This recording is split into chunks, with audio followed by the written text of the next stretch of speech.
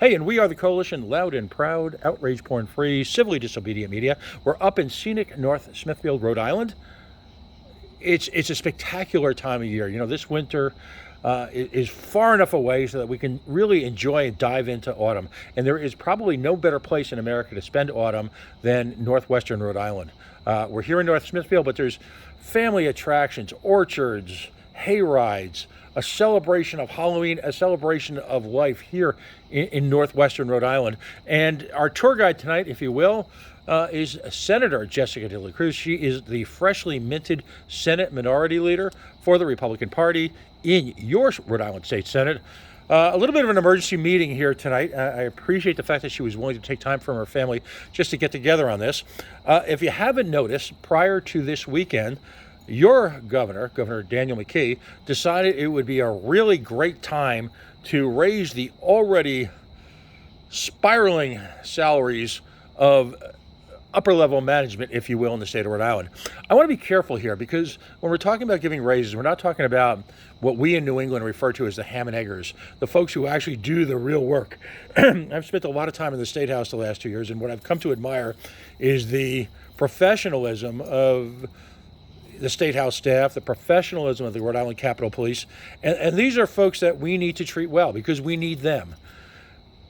Editorially, what we're a little bit frustrated with is all of a sudden these out of control salaries, and I'm talking about six-figure salaries without without the benefit of any real control, being suddenly, as we walk into a potential recession, as we experience multi-point interest rates from the Fed, as we talk about what it takes to keep a business thriving, never mind surviving here in Rhode Island, that we would be confronted with this. Senator, tell us what's going on. Well, I wish I knew what was going on. I'm going to echo some of the things that you said, which was, do I think that these individuals do a good job? I do. And some of them that I've worked with have done an impeccable job, especially with the turning around of Zambarano Hospital. We're not completely there yet, but we are making great strides. So, I'm not saying that the directors of these departments don't deserve better pay or more pay or that they're getting paid too much. But my issue I take with, unfortunately, it was with Governor Dan McKee, who's proposing these pay increases, which 33% and on upward up to, I think was reported 40%. And right now what we're talking about is a recession. It's impossible for a lot of families, they're putting this extra cost on their credit cards because it's impossible to keep up with the grocery bill. It's impossible to keep up with putting gas in your vehicle and using electricity. And now we're heading into the winter months where some of my constituents have said it's going to cost me $1,200 to fill up my tank. And I believe them. They're not exaggerating at all. And so it's the timing. If we were in a moment of prosperity, great prosperity, and we had the funds, and then, I wouldn't have an objection. But I also take issue with the fact that this public hearing was held at 10 o'clock in the morning. So what individuals are going to be able to make it at 10 o'clock in the morning? Because most people are working, so they can come home at night and have dinner with their family. And, redistricting committee, for example, we met in the evenings around the state. So why couldn't we choose an evening where people, the public, could come and testify on these pay increases? Well, we spoke to folks at the Rhode Island Department of Administration, which is sort of the unknown, unseeing, silent hand, if you will, behind Rhode Island government. We asked them specifically about the timing and the notice. And the response we got, which was off the record, but the response we got was that the notice, which to us is just as serious an issue, because the time that I spent there, I ran to this meeting. The time that I was there, I only saw one, maybe two Zoom calls that were able to respond. And as far as I could tell, only one individual from the public was there to debate the notion. But I was told that this was put up in the Secretary of State's office, and well, that's it. And I was just, if I could ask you, shouldn't they be going out of their way to encourage participation in this? Isn't that kind of the goal? Absolutely. I mean, we talk about making government accessible. We talk about it making it transparent. So why aren't we doing that? Why? I mean, let's be honest. Okay, if town government wants to do something, they have to post it in the local paper. People have to be notified of these hearings, and so it wasn't enough time. And if we're serious about public input, then we're going to give the public an opportunity to actually give input.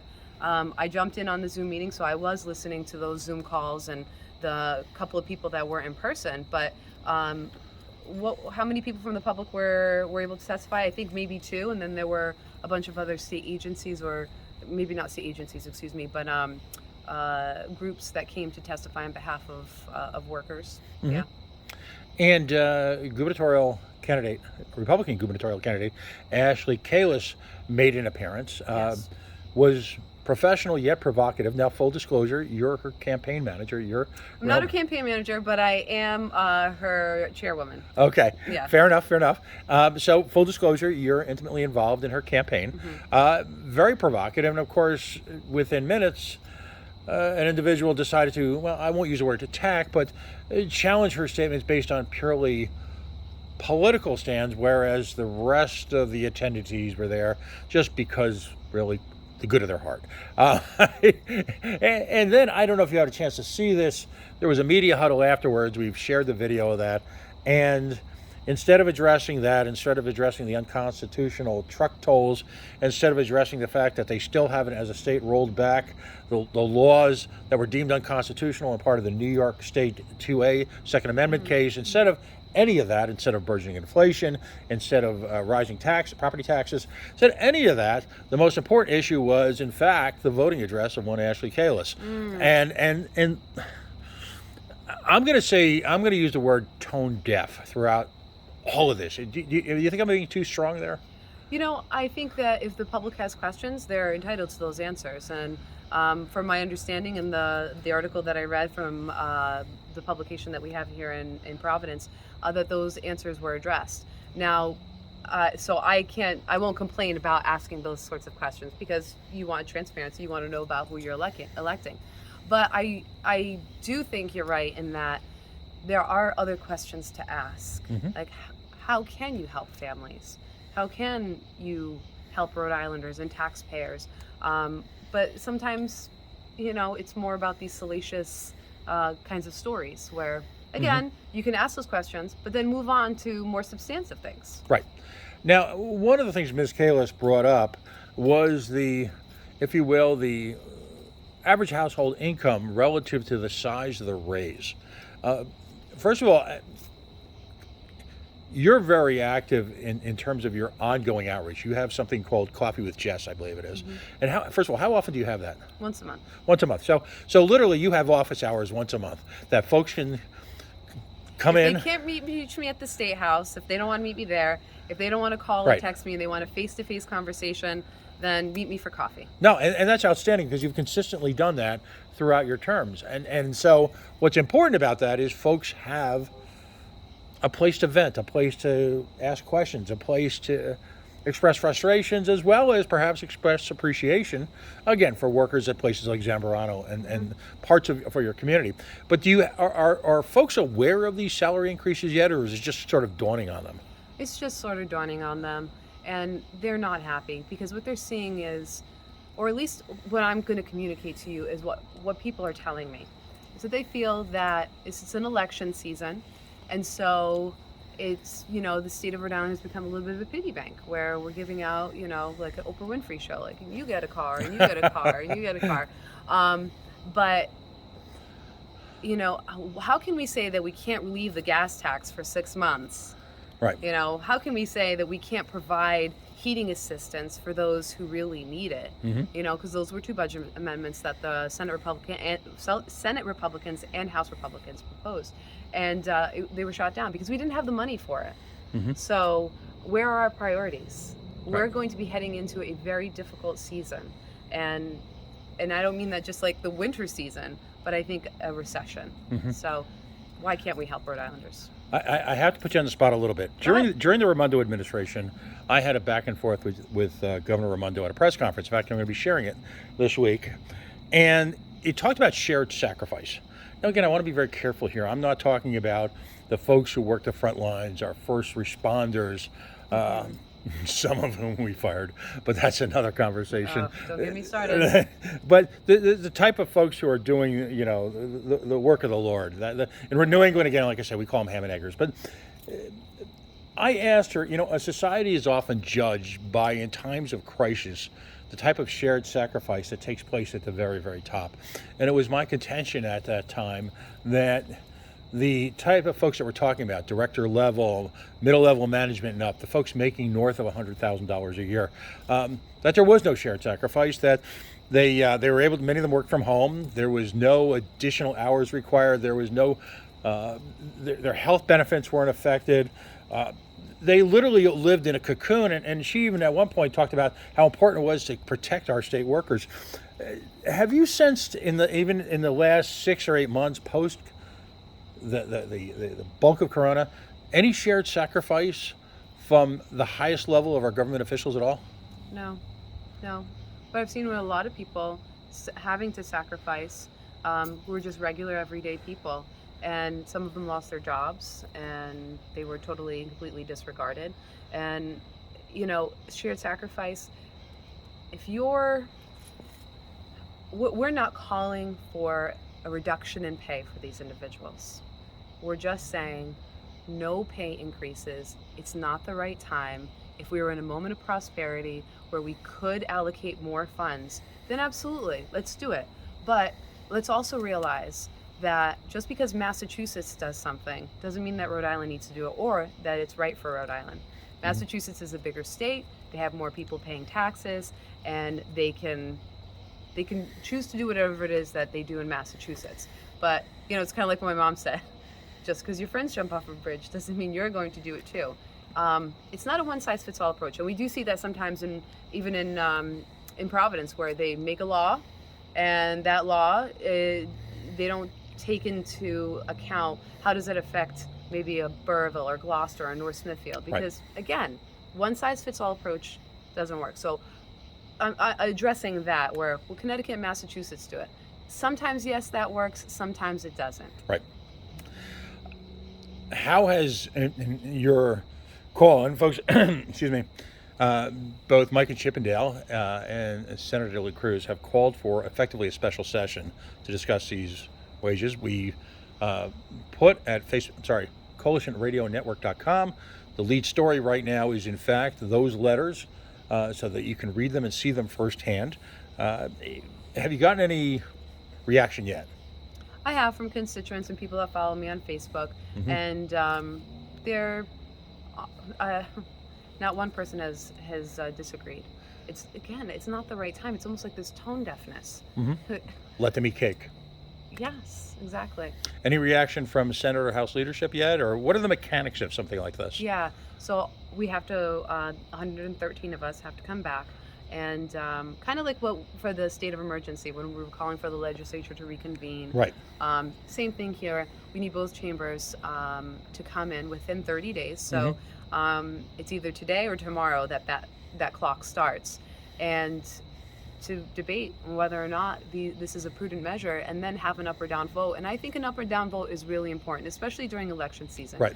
Are you going to elect somebody who's responsible, who's going to make tough decisions, maybe not the most popular decision, but it's going to do what's best for the state and the taxpayer?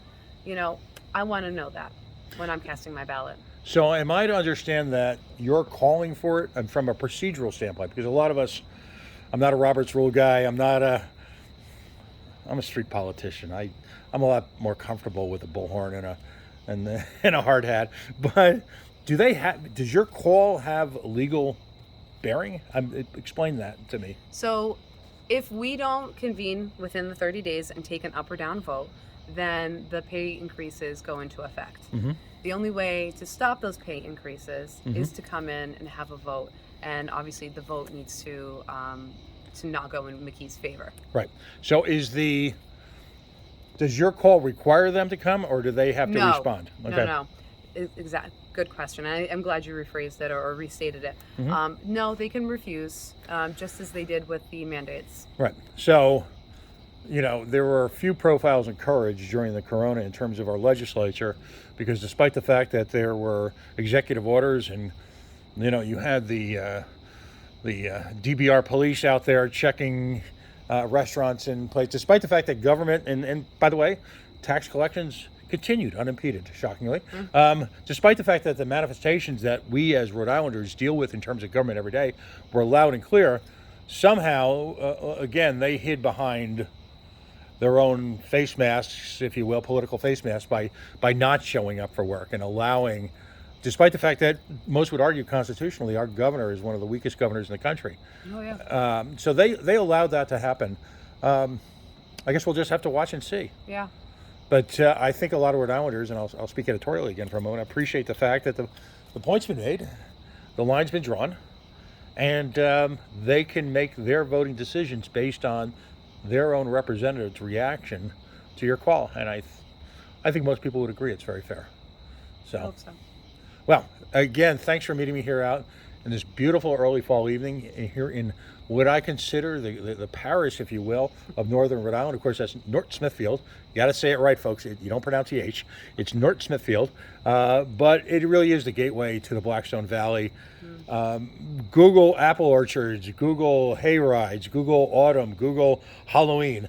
And there's some amazing places to come up here all year round, but particularly, I think we'd agree, this is sort of the sweet spot right now, isn't it? Oh, I say so, yes. And the foliage, so, well, not quite right now, but once it starts to turn. We're getting... We're getting there. You feel it in the air. Yeah. Thank you for having me. No, I appreciate you willing to meet me. You've got a life and a family and work and all the other stuff. So your accessibility on a regular basis, like I said, and your ability to meet with your constituents and conduct regular office hours is... There's an object lesson there that I think a lot of state representatives and then maybe even a few folks at the statewide level could learn from. But we'll let that hang out there. Senator Jessica De La Cruz, she is, let's see if I can get this right this time, your Senate Minority Leader, freshly minted, with a whole lot of attitude and a whole lot of life experience and a lot of maturity. A welcome addition to Rhode Island government. Thank you. Thank you.